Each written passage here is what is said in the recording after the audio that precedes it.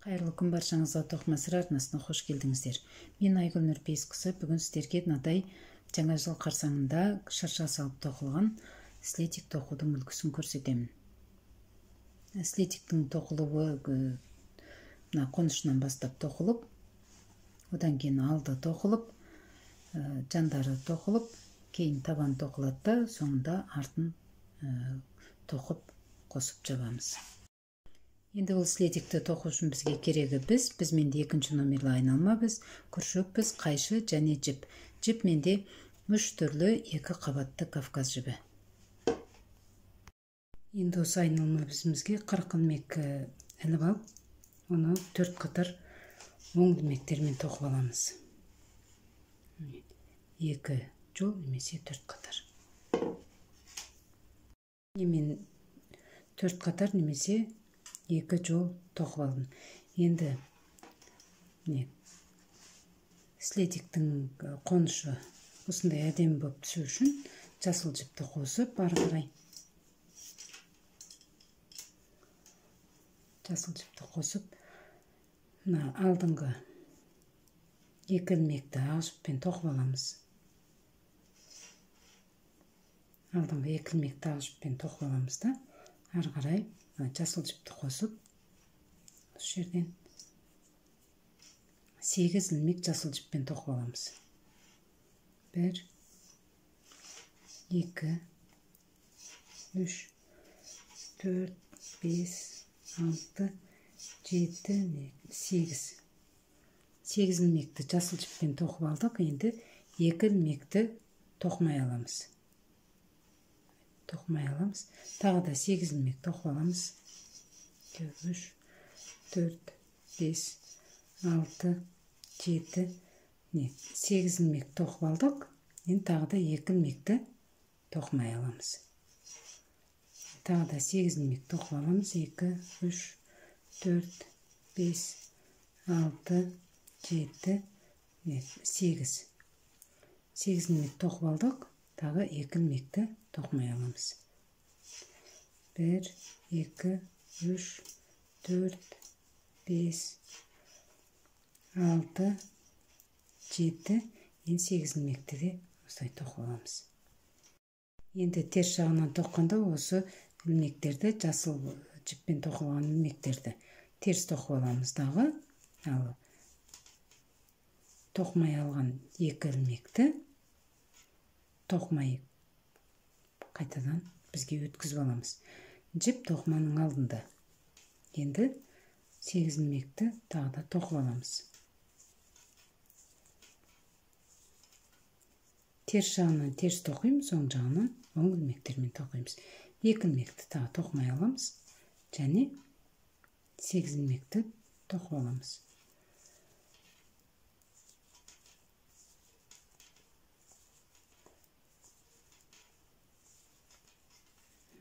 8 ілмек тоқып алдық, енді 2 ілмекті тоқымаймыз. Енді 8 ілмекті тағы да тоқып аламыз.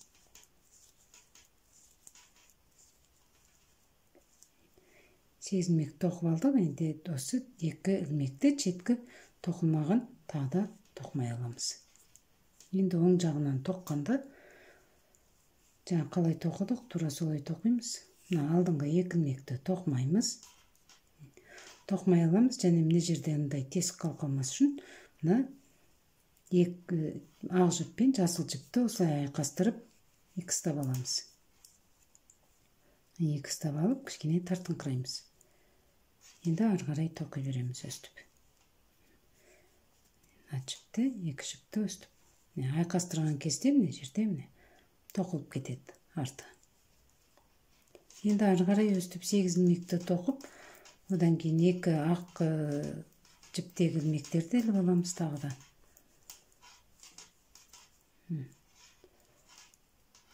2 ілмекті іліп аламыз. Жасыл жіппен 8 ілмекті тоқимыз да 2 ілмекті іліп аламыз. Енді осылай өз бетімізше 6 қатар тоқимыз. 2 ақ ілмектерді тоқымаймыз. Тек 8 жасыл жіппен тоқылған ілмекті тоқимыз. Мен жасыл жіппен 6 қатар тоқып алдым. Енді осы ілмектердің бәрін ақ жіппен 8 қатар тоқып аламыз. Оң жағынан оң тоқимыз, теріс жағынан теріс тоқимыз. Және мына жасыл жіпті мына ақ жіппен икстап аламыз.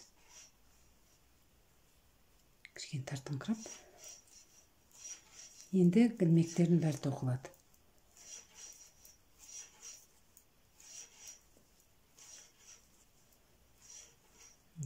Бұл тоқып жатқанымыз слетиктің қонышы. Не жерін тоқып жатырмыз қазір? Осы жерін тоқып жатырмыз. Мына шыршаға дейін 8 қатар тоқимыз. Мен 8 қатар тоқып алдым. Енді ары қарай слетиктің алдын тоқимыз. Бұл алды бізде шыршамен тоқылған. Енді осы 40 ілмекті 3-ке бөліп аламыз. 2 шетіне 13 ілмектен қалдырып, ортаға 14 ілмек қалдырамыз. Және шыршаны біз мынадай схемамен тоқимыз.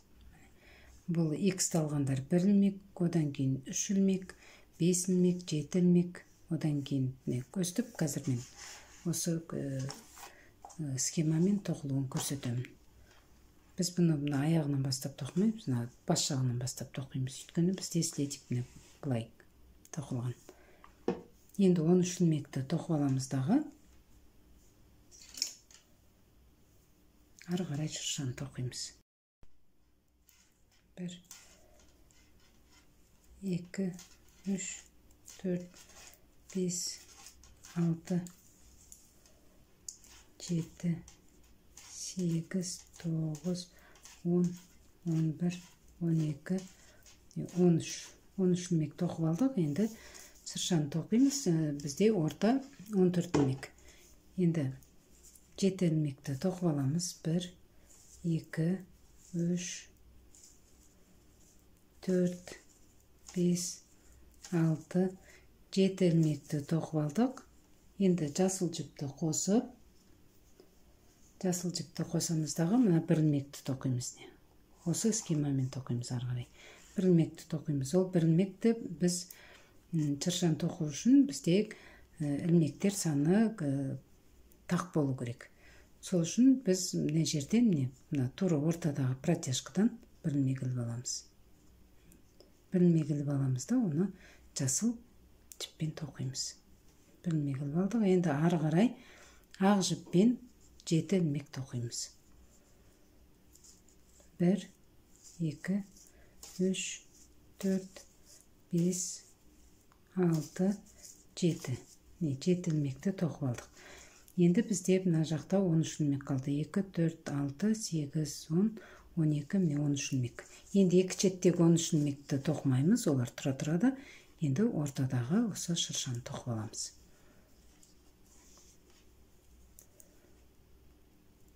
Енді 6 ілмекті тоқып аламыз. 2, 3, 4, 5, 6. 6 ілмекті тоқып алдық. Бізде міне схема бойынша бізде енді 3 жасыл ілмек. Енді жіпімізді мына ақ жіппен жасыл жіпті осылай айқастырып осылай мына ақ ілмекті ақ жіппен тоқылған жасылмен тоқимыз. Енді ортадағы 1 ілмек және шеттен тағы да 1 ілмек жасыл жіппен тоқимыз. Осылай тоқимыз да, енді ары қарай 6 ілмекті ақ жіппен тоқып аламыз. 5, 6. 2, 4, 6. Енді ары қарай 5 ілмекті тоқимыз дағы. 1, 2, 3, 4, 5 ілмекті тоқимыз да, енді тағы да 1 ілмекті жасыл жіппен тоқимыз. Ол үшін жіпті тағы да жаңағыдай айқастырамыз. Айқастырамыздағы 1, 2, 3, 4, енді 5 тоқимыз. 5. 5 тоқыдық, енді 5 ілмекті ақ жіппен тоқимыз. 1, 2, 3, 4, 5. 5 ілмекті ақ жіппен тоқыдық. Енді тағы да екі шеттен бір ілмектен жасыл жіппен тоқимыз. 1, 2, 3, 4, 4. Енді тағы да айқастырамыз дағы жіптерді. 1, 2, 3, 4, 5, 6 және 7-ші ілмек. 7 ілмекті тоқып алдық, және мынағы жіптерді осылай тартқан кезде өте қатты тартпаймыз, кішкене бостау алып тоқимыз. 1, 2, 3, 4 ілмек ақ жіппен тоқылады. Осылай тоқып алдық. 3 қатар тоқыдық. Енді ары қарай бір жіп қана жасыл жіппен тоқылады дағы, ортадағы қалған жіптердің бәрі, ілмектердің бәрі ақ жіппен тоқылады. 1, 2, 3, 4, 5, 6, 7. 7 ілмек ақ жіппен тоқылды. Жіптерді кішкене тартыңқырап отырамыз.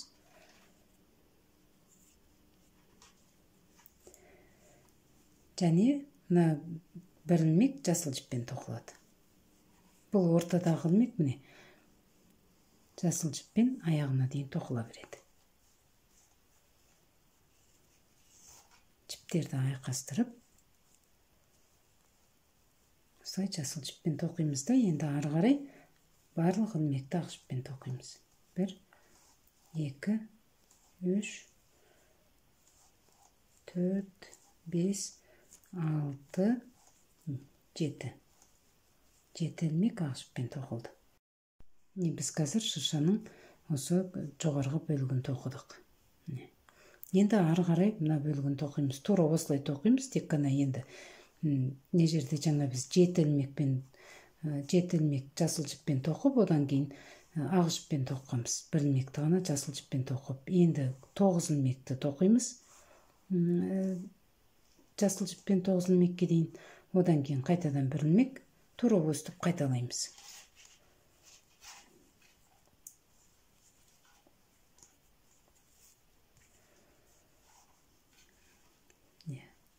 1, 2, 3, 4, 5, 6, 6 ілмек.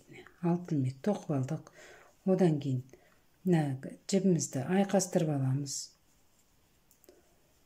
Айқастырып аламыздағы жасыл жіптің, ортадағы жасыл жіптің жанындағы екі ақ жіпті осылай жасыл жіппен тоқимыз. Жасыл жіппен тоқимыз да, ары қарай ақ жіппен тоқимыз аяғына дейін.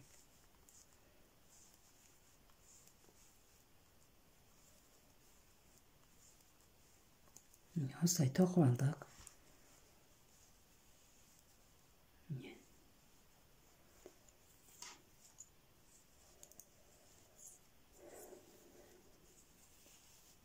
Тоқып алдық.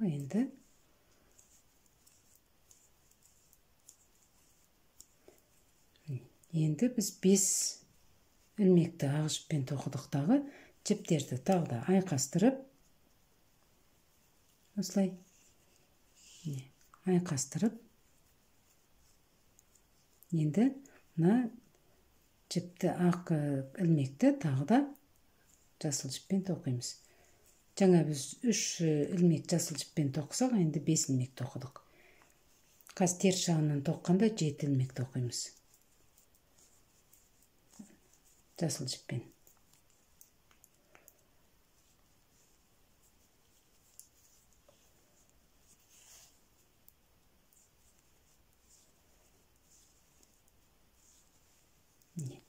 Теріс жағынан тағы да жіптерді айқастырып,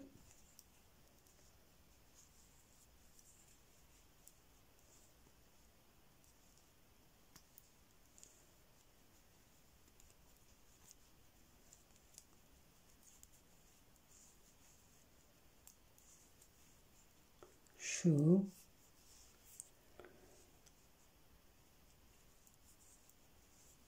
4, 5, 6 және 7-ші ілмек. Енді ары қарай 4 ілмекті ақ жіппен тоқимыз. Бізде осылай қазір шырша тоқылып келеді. Енді 3 ілмекті ақ жіппен тоқимыз. 3 ілмекті тоқимыз да, енді 9 ілмекті жасыл жіппен тоқимыз. 1, 2, 3, 4, 5, 6, 7, 8, 9 ілмек. 9 ілмекті осылай ақ жіппен тоқыдық. Жасыл жіппен тоқыдық, кешіріңіздер. Ары қарай 3 ілмекті ақ жіппен тоқимыз. 1, 2, 3. 3 ілмек осылай ақ жіппен тоқыдық. Енді бұл міне біз мына екінші шыршаның екінші бөлігін тоқыдық. Біз жаңа міне жерде 7 ілмек тоқымыз, енді 9 ілмек жасыл жіппен тоқыдық. Енді ортадағы 1 ілмекті ғана жасыл жіппен тоқимыз да, қалған ілмектердің барлығын ақ жіппен тоқимыз. 2, 3, 4, 5, 6, 7. 7 ілмекті ақ жіппен тоқыдық та, енді 1 ілмекті жіпті айқастырып, осылай 1 ілмекті жасыл жіппен тоқимыз. Бұл ортадағы ілмек. Ортаңғы ілмек, жаңа кіліп алған ілмек ол. Енді ары қарай барлық ілмектерді ақ жіппен тоқимыз осылай. Осылай тоқып алдық. Енді ары қарай қайтадан үшінші бөлігін тоқимыз шыршаның. Тағы да 3, одан кейін 5, одан кейін 7, одан кейін 9, одан кейін 11 ілмек. Тура осылай тоқимыз. Деген 9 емес, 11 ілмек тоқимыз. Міне осы схема бойынша тоқимыз.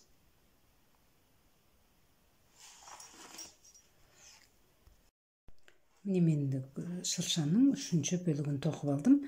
Соңғы міне 11 ілмек жасыл жіппен тоқылды. Енді қазір екі шеттегі 7 ілмек ақ жіппен тоқылады, дағы ортадағы 1 ілмек қана жасыл жіппен тоқылады.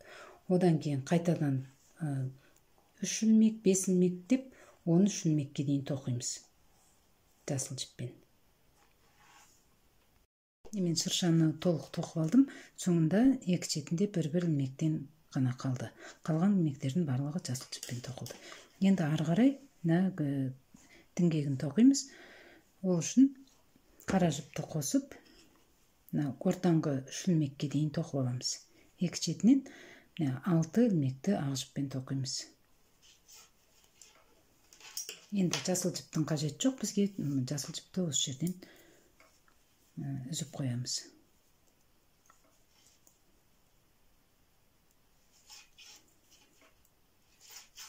Ортаңғы 3 ілмекке дейін тоқимыз. 5, 6 ілмек тоқып алдық. 6 ілмек. Енді мына 3 ілмекті қара жіппен тоқимыз. Бұл шыршаның діңгегі. 1, 2, 3. Осы 3 ілмекті қара жіппен тоқимыз да, ары қарай қайтадан 6 ілмекті ақ жіппен тоқимыз. 1, 2, 3, 4, 5, 6. 6 ілмекті осылай ақ жіппен тоқыдық. Енді ары қарай өстіп ортадағы 3 ілмекті ғана қара жіппен тоқимыз да, шеткі ілмектерді өстіп 6 ілмекті ақ жіппен тоқи береміз. Теріс жағынан теріс тоқи береміз осылай.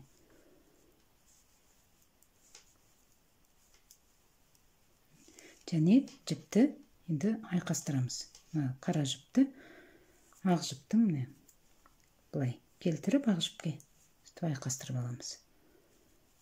Тағы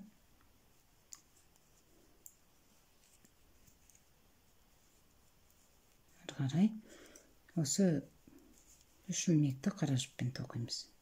Қара жіппен тоқып алдық. Енді тағы да жіпті айқастырып 6 ilmekті ақ жіппен тоқимыз. Теріс жағынан теріс тоқимыз, оң жағынан оң ilmekтермен тоқимыз.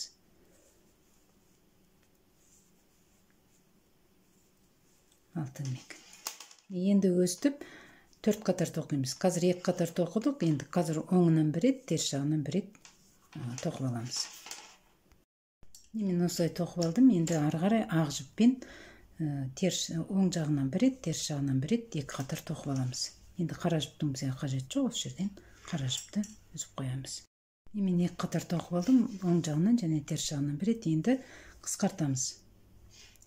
Бірінші ilmek тоқылмайды, одан кейін бірден 2 ilmектен біреу алып қысқартамыз. Енді соңғы 3 ilmekке дейін тоқып, 2 ilmekті тағы қысқартамыз.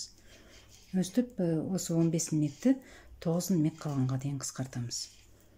Қазір бір ilmектен қысқартамыз, одан кейін теріс жағынан бір тоқып аламыз дағы, оң жағынан 2 ilmектен қысқартып, 4 ilmek қысқартамыз барлығы. Теріс жағынан тоқып алдым, енді оң жағынан тағы қысқартамыз. Бірінші ilmek тоқылмайды, одан кейін 2 ilmектен 1 ilmek және 2 ilmектен 1 ilmek тоқимыз. Осылай екінші жағынан да осылай қысқартамыз. Соңғы 5 ilmekке дейін тоқып, 5 ilmek қалды, тағы да 2 ilmekті қысқартып, және 2 ilmekті тағы қысқартамыз. Теріс жағынан қысқартпаймыз, осы ilmekтерді тоқып аламыз. Мен осылай алдын тоқып алдым, қазір соңғы 9 ilmek қалды. Енді жібімізді қайтадан осы басынан қосып, осы жерден бастап тоқимыз. Біз жаңа осы басынан бастап тоққанбыз, енді тура осы қай жерден бастадық, сол жерден ары қарай тоқимыз. Бізде 13 ilmek қалған шетте.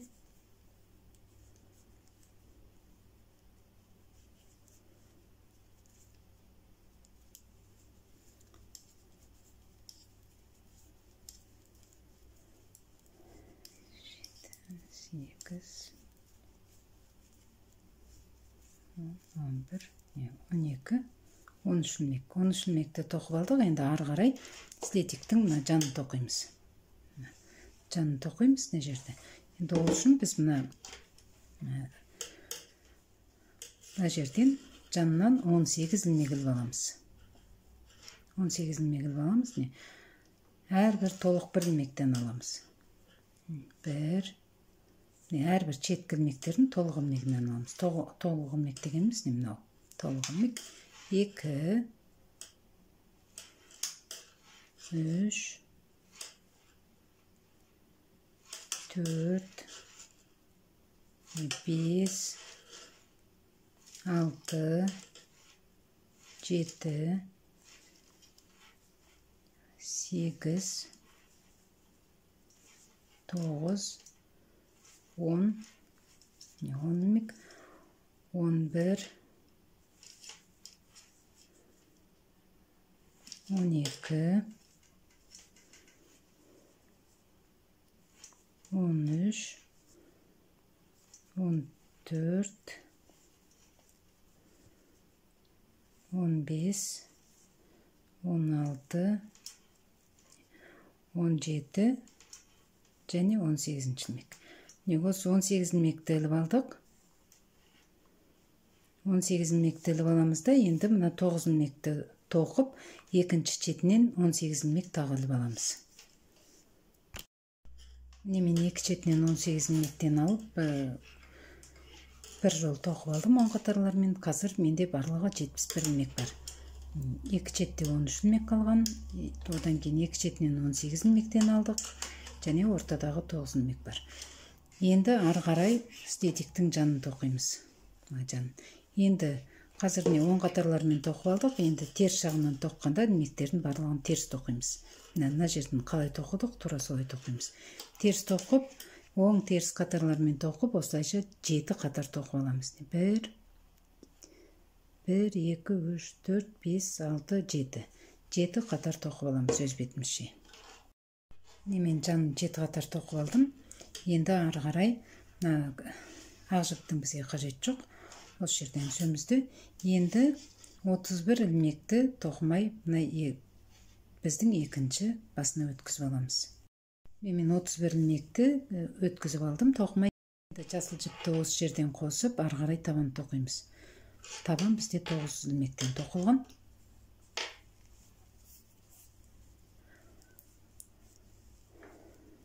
Табан 9 илмектен токулган. Эми жасыл жипти кособуз дагы. 8 илмекти токуп аламыз. Жасыл жиппен 1, 2, 3, 4, 5, 6, 7, міне 8. 8 илмекти токуп алдык. Енді 9 илмекти жанындагы илмекпен косуп, оң жагынан токканда 2 илмекти терс токуйбуз. Осылай 2 илмектен 1 илмек терс токуйбуз. Енді табан бизде бирыңгай оң илмектерден токулгандыктан, оң жагынан да, терс жагынан да оң илмектермен токуйбуз. Соңку 9 илмекке дейин токуп, 9 илмекти тагы да жандагы илмекпен косуп, 2 илмектен бирөө токуйбуз. 9 илмек. Енді токманын терс жагынан токканда, соңку 2 илмектен 1 илмекти оң токуйбуз.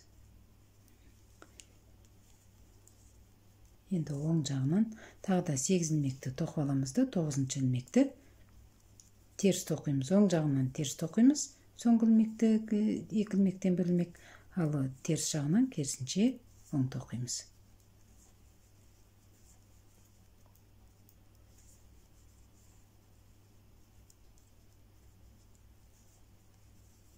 Соңку 1 илмек калды. Жандагы илмекпен косуп, 2 илмектен 1 илмекти терс токуйбуз. Енді терс жагынан казыр соңку илмекти жандагы илмекпен косуп оң токуйбуз, өстүп, мына 2 четти 3 илмектен калганга дейин өз бетибизче токуйбуз. Мен соңку 3 илмектен калганга дейин токуп алдым. Табанды енді ары карай мына 9 илмектин 7 илмегин токуйбуз дагы, соңку 2 илмекти жандагы 1 илмекпен косуп, 3 илмектен 1 илмек токуп, енді табанды кыскартабыз. Соңку 2 илмек калды. Оны жандагы илмекпен косуп, 3 илмектен 1 илмек. Енді экинчи жагынан да осылай токуйбуз. Соңку 2 илмек калганга дейин токуйбуз.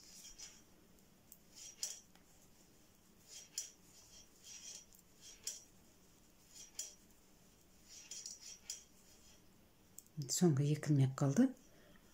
Жандагы илмекпен косуп, 3 илмектен бирөө токуйбуз. Енді өстүп соңуна дейин кыскартып жабамыз. Әр жол ортадан 2 илмектен кыскартабыз.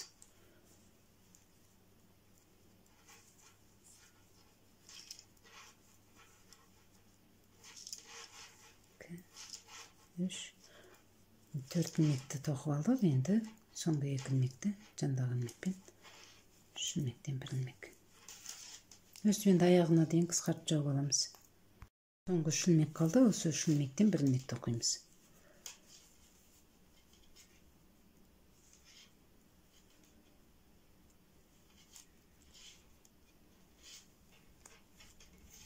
Осылай 3 илмектен 1 илмек токудук.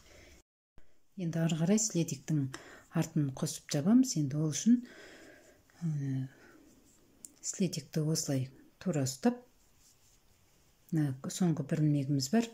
Сонымен күршөк безибизбен следикти сырт жагынан жабамыз. Ал бизде сырткы бети, оң жагы, осы оң жагынан жабамыз. Ар бир соңку 1 илмектерден 1 илмек илип аламыз да, оны бирден жаңагы калган 1 илмекке өткүзүп аламыз да, оны бир токуп алып, дагы да соңку 1 илмек және толук 1 илмек өткүзүп аламыз, токуп аламыз да, тагы да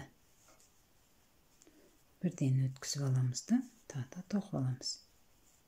Сонда міне арты, следиктин арты осылай жасыл жиппен токулуп түшөт. Өстүп эми басына дейин токуп жабамыз. Эми следиктин артын осылай токуп косуп жабып алдым. Және шыршага моюнчактар тигип койдум. Асемдеп. Енді моюнчак тигүү немесе башка да бир адемилеп безендирип коюу енді өз фантазияларыңызга байланыштуу болот. Және мына шыршанын басына кызыл жиптен 5 жылдыз тігіп қойса да әдемі көрінеді. Енді шыршаны ешқандай ештеңке тікпей осылай қалдырсаңыздар да әдемі көрінеді. Оның бәрі өз фантазияларыңызға, өз ойларыңызға байланысты. Енді бұл видеода түсінбеген жерлеріңіз болса сұраңыздар, комментарий жазыңыздар. Лайк басып арнаға тіркелуді ұмытпаңыздар. Видеоның соңына дейін көргендеріңізге рахмет. Келесі кездескенше сау болыңыздар.